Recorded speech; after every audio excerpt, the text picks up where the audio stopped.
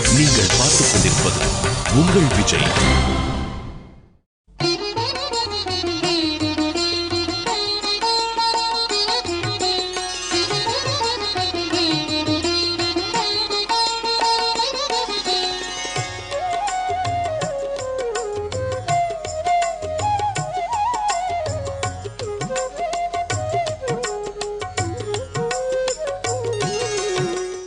रङ्केशमां पाहि रङ्केशमां पाहि रङ्केशमां पाहि रङ्गप्रभो रङ्केशमां पाहि रङ्केशमां पाहि रङ्केशमां पाहि रङ्गप्रभो रङ्केशमां पाहि रङ्केशमां पाहि रङ्केशमां पाहि रङ्गप्रभो लक्ष्मीनाथसमारम्भां नादयामुनमध्यमाम् अस्मत्ताचार्यपर्यन्तां वन्दे गुरुपरम्परां नमश्रीरङ्गनाथाय कावेरी मध्यशायिने अर्चावतारश्रेष्ठाय सर्वमङ्गलदायिने.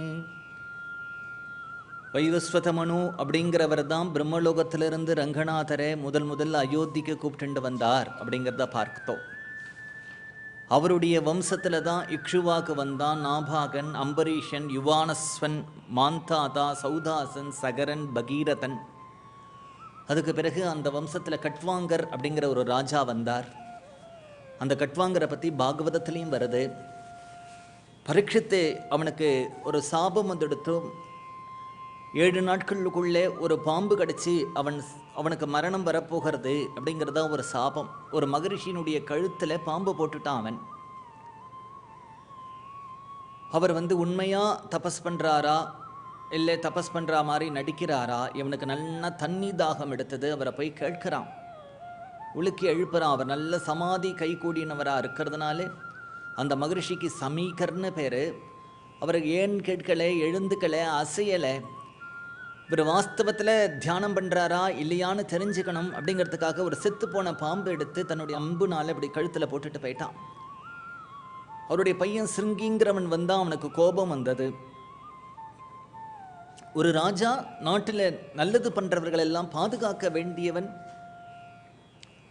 என்னுடைய அப்பா அவனுடைய வம்புக்கு போனாரா? அவர் பாட்டுக்கு உட்கார்ந்துட்டு தபஸ் பண்ணிட்டு இருக்கார். காட்டில் அவர் அவமானப்படுத்துகிற மாதிரி அவருடைய கழுத்தில் ஒரு செத்து போன பாம்பை போட்டுட்டு போயிட்டானே, என்னுடைய பலத்தை பார் அப்படின்னுட்டு இன்றிலிருந்து 7ஆவது நாள் உன்னை தக்ஷகன்கிற பாம்பு கடிச்சு சாக கடவாயாகன்னு சாபம் கொடுத்துட்டான்.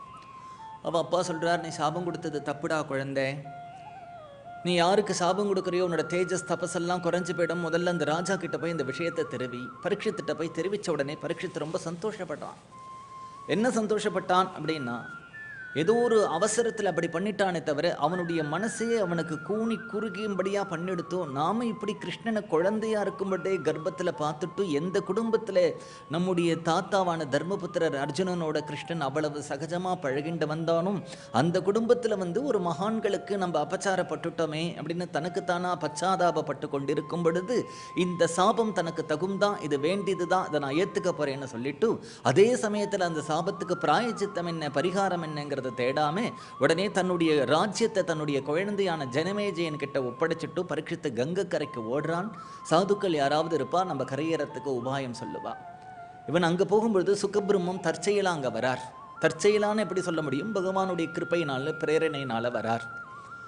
அவன் தவிக்கிறான், சுவாமி எனக்கு 7 நாள் தானே இருக்கு, 7 நாட்குள்ளே நான் என்ன பண்ண முடியும்? 7 நாட்குள்ளே தியானம் பண்ணிட முடியுமா?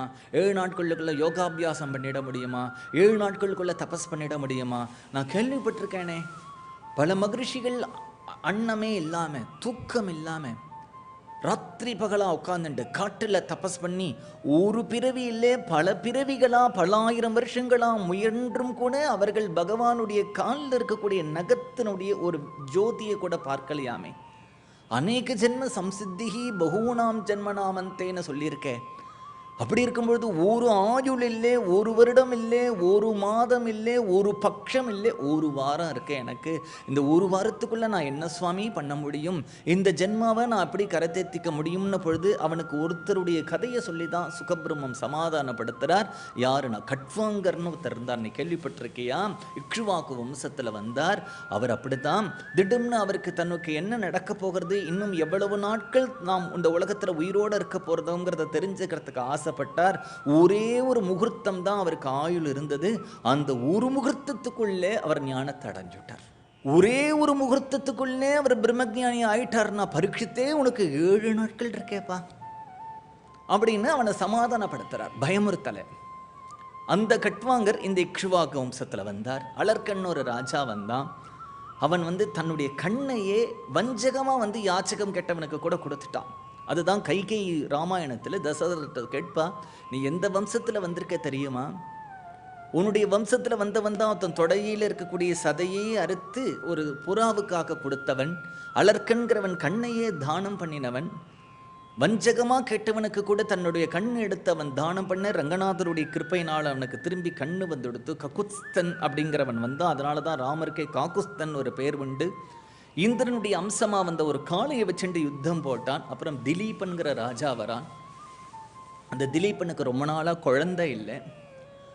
திலீபன் ரொம்ப நாளாக குழந்தை இல்லாததுனால அந்த வசிஷ்டருங்கிற குலகுருவை போய் எனக்கு குழந்தை பிறக்கணும் அப்படின்னு கேட்கிறான். கேட்ட உடனே அவர் பண்றார், என்ன சொல்றார், நான் காமதேனுடைய கண்ணுக்குட்டியான நந்தினியை கொடுத்து இதை நீ பார்த்துண்டு வா, இதை சம்ரட்சிச்சுண்டு வா, உனக்கு குழந்தை பிறக்கும். மார்க்கும் அனுஷேஸ்வர தர்மபத்னி ஸ்ருதேரி வார்த்தும் ஸ்ருதிரன்வகச்சதுங்கிறான் காளிதாசன் ரகுவம்சத்துல. அந்த திலீபன் எப்படி அந்த கண்ணுக்குட்டியை பார்த்துண்டான், குரு சொன்ன உடனே அது படுத்துண்டா படுத்துப்பானா, எழுந்துண்டா எழுந்துவானா, உட்காருனா உட்காருவானா. அது பின்னாடியே அவனும் அவனுடைய மனைவியும் தொடர்ந்து போனா. எப்படின்னா வேதத்தை ஒட்டி சாஸ்திரங்கள் போறா மாதிரி அப்படின்னு ஒரு உதாரணத்தை கொடுத்தான் காளிதாஸ் ரகுவம்சத்துல. அப்படி இந்த திலீபன் நந்தினியை பார்த்துட்டு இருக்கிறதுனாலே அந்த திலீபனுக்கு ஒரு குழந்தை பிறந்தான். அவன் தான் ரகு. அந்த ரகுவம்சத்தை தான் பெரிய காவியமா காளிதாஸ் பண்றான். அந்த ரகுக்கு அஜன்னு ஒரு குழந்தை பிறந்தான். அந்த அஜனுக்கு தான் தசரதர் பிறந்தார். அந்த தசரதருக்கு தான் ராமாவதாரம் சொல்லக்கூடிய ராமபிரான் குழந்தையா பிறந்தார். அதனால ராமர் தசரதருக்கு ஏன் குழந்தையா பிறந்தார்னா, வசிஷ்டர் தசரதர் சொல்றார், எனக்கு எல்லா சுகமும் இருந்தாலும் கூட ஒரு குறை இருக்கு, குழந்தை இல்லைங்கிற ஒரு குறை இருக்கு. அதனால நான் ஒரு புத்திர காமேஷ்டி பண்ண போறேன், எனக்கு குழந்தை பிறக்குமான்னு கேட்கும் பொழுது வசிஷ்டர் சொல்றார், நிச்சயம் உனக்கு குழந்தை பிறக்கும். எந்த தைரியத்தில் சொல்றார்? புத்திரகாமேஷ்டி பண்றதுனால பிறக்குமா? புத்திரகாமேஷ்டி பண்றதுனால பிறக்கும். பாகவதத்தில் கூட தான் அங்கன்னு ஒரு ராஜா புத்திரகாமேஷ்டி பண்ணினா அவனுக்கு வேணுங்கிறதா ஒரு அசத்து குழந்தை பிறந்தது. புத்திரகாமேஷ்டி பண்றதுனால நல்ல குழந்தை பிறந்துடும் சொல்ல முடியாது, குழந்தை வேணாமானால் பிறக்கும். ஆனால் இவர் எந்த தைரியத்தில் சொல்கிறார் அப்படின்னா, மேலே இருக்கக்கூடிய வைகுண்டபதியான நாராயணன் பார்க்கிறானா, நான் பூலோகத்தில் அவதாரம் பண்ண போகிறேன், எனக்கு ஏற்ற ஒரு அப்பா வேணும், எனக்கு ஏற்ற ஒரு அப்பா வேணும். சிங்கத்து வயத்தில் தானே சிங்கம் பிறக்கும், சிங்கத்து வயத்தில் நாய் பண்ணி பிறக்க முடியுமா? அதனால ஒரு மகாத்மா பிறக்கணும்னா அந்த மகாத்மா பிறக்கிறதுக்கு துல்லியமான ஒரு பிதா வேணும். அதனால அத்தகைய ஒரு பிதாவை பகவானா தேர்ந்தெடுத்து தனக்கு ஏற்ற பிதா தசரதன்னு தீர்மானம் பண்ணியிருக்கிறது வசிஷ்டருக்கு தெரியும். அப்படிங்கிறதுனால சர்வதானி புத்திர காமேஷ்டி யாகம் பண்ணினா உனக்கு குழந்தை பிறக்கும் அப்படிங்கிறார். அந்த தசரதருடைய சரித்திரத்தை சொல்லும் பொழுது, தசரதருடைய காலத்துக்கு பிறகு ராமாவதாரத்தில் தன்னுடைய அவதாரத்தை முடிச்சுண்டு அவர் வைகுண்டம் கிளம்பி சரையு நதியில இறங்கி அந்த அயோத்தியில் இருக்கக்கூடிய ஒரு புல் பூண்டு எறும்பு ஒன்றின்றியே அத்தனை பேருக்கும் வைகுண்டத்தை கொடுத்துட்டும் ஹனுமாரை பார்த்து நீ வைகுண்டம் வரையான்னு கேட்க, பாவோ நான் அந்நியத்திர கச்சதி, எனக்கு வைகுண்டத்தில் வந்தால் கதை இருக்காது, பஜனை இருக்காது, நாமசங்கீர்த்தனம் இருக்காது, நான் பூலோகத்திலேயே இருந்து எங்கெல்லாம் உம்முடைய கதை நடக்கிறதோ, பாராயணம் நடக்கிறதோ, நாமசங்கீர்த்தனம் நடக்கிறதோ நான் அங்கே இருக்கேன்னு சொல்லு. அப்போ விபீஷணர் பகவான் அனுகிரகம் பண்ணி நீ இலங்கையில் போய் ராஜ்ய பரிபாலனம் பண்ணு அப்படின்னு சொல்லி அந்த ரங்க விமானத்தை கொடுக்கிறார் அவன்கிட்ட. ஆராதய ஜெகநாதம் இக்ஷுவாக்கு குல தெய்வதம், விபீஷணா இந்த ரங்கநாதனை நீ ஆராதனை பண்ணிட்டு வா, நீ சர்வக்ஷேமத்தை அடைவ, சர்வ மங்களத்தை அடைவ. அவருடைய அண்ணா ராவணன் கைலாசத்தையே தூக்கின்றவன் இல்லையா? அப்ப விபீஷணன் தம்பிக்கு இந்த ரங்க விமானத்தை தூக்கிறதுக்கு சக்தி இருக்காதா? அப்படி தூக்கிட்டு ஆகாச மார்க்கமா போறான். இந்த ரங்க விமானம் இவன் இலங்கைக்கு எடுத்துட்டு போகணும்னு நினைச்சான். ஆனா இந்த ரங்க விமானம் ஸ்ரீரங்கத்துல இறங்கிடுத்து. வேதாந்த தேசிகன் ஒரு கிரந்தம் பண்றார், ஹம்ச சந்தேஷம்னு பேரு. அதில் சொல்றார், இந்த ஸ்ரீரங்கத்திலே ஸ்ரீரங்கநாதர் வந்த பிறகுதான் இந்த ஊருக்கு ஸ்ரீரங்கம்னு பேர் வந்தது அப்படிங்கிறார். அப்போ ஸ்ரீரங்கநாதர் இந்த ஸ்ரீரங்கத்துக்கு வரத்துக்கு முன்னாடி அந்த ஊருக்கு என்ன பேர் அப்படின்னா சேஷபீடம் அப்படிங்கிற ஒரு பேர். அதை சீத்தைக்கிட்ட ராமர் சொல்றாராம், அன்னத்தை தூது விடும் பொழுது. சேஷபீடம்னு ஒரு பீடம் இந்த சந்திர புஷ்கரணி கரையில் இருக்கு. அந்த சந்திர புஷ்கரணியில் இருக்கக்கூடிய சேஷபீடத்தை எல்லாரும் சேவிச்சுன்னு இருக்கா. ஏன்னா இந்த சேஷபீடத்திலே ரங்கநாதர் அயோத்தியிலிருந்து அமரப்போறார் அப்படிங்கிறது எங்களுடைய குலத்தில் வர பெரியவர்கள் எல்லாம் கர்ண பரம்பரையா சொல்லி நான் கேள்விப்பட்டிருக்கேன் அப்படின்னு ராமர் சீத்தை கிட்ட சொல்றாராம். சந்திர புஷ்கரணிக்கு பக்கத்துல சேஷபீடம்னு ஒரு பீடம் இருக்கு. அயோத்தியில் இருக்கக்கூடிய ராமர் என்னுடைய காலத்துக்கு பிறகு, அயோத்தியில் இருக்கக்கூடிய ரங்கநாதர் என்னுடைய காலத்துக்கு பிறகு அங்கே போய் உட்கார்ந்துருவார் அப்படின்னு சொல்லி கேள்விப்பட்டிருக்கேன்.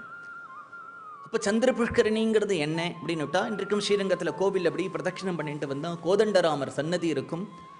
அந்த கோதண்டராமர் சன்னதிக்கு பக்கத்தில் பார்த்தா அங்கே இருக்கக்கூடிய புஷ்கரணிக்கு சந்திர புஷ்கரணின்னு பேர். ஸ்ரீரங்கத்திலேயே முக்கியமான தீர்த்தம் இது.